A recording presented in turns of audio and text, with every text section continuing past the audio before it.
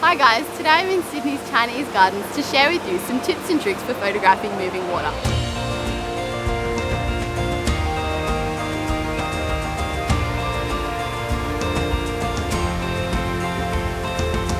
Today we're going to be shooting in TV mode. That means that we get to prioritise the shutter speed and our camera will take care of the aperture for us. The first shot we're going to take is freezing the action. I want to make sure that each of those water droplets is pin sharp, so I need to set a faster shutter speed. I found that shooting at around a 2,000th of a second means that my camera is working fast enough to freeze each of those water droplets.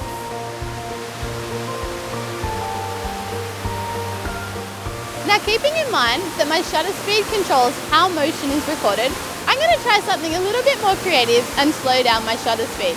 Instead of capturing the detail of each individual water droplet, I'm going to be able to create that silky smooth effect as the water cascades.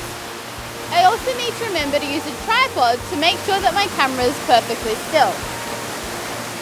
Another great tip is activating my 2-second stealth timer to make sure my camera is perfectly still when I take my image.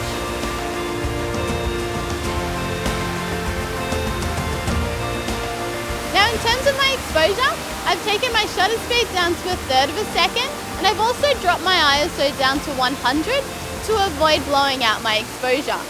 This will give me a soft, dreamy effect, which is often used by landscape photographers. I've decided to change my location. I've come down to the foot of the waterfall for a different perspective. I'm also going to shoot with a longer lens so that I can get a tighter composition. I've now got a 55 to 250 EFS lens, a super tele lens which will let me change my perspective. I'm also going to add an ND filter to my final shot. An ND filter is like putting sunglasses on your lens. It blocks out the amount of light coming into the camera, which will effectively allow me to slow down my shutter speed just a little bit more to capture a little bit more motion in that waterfall.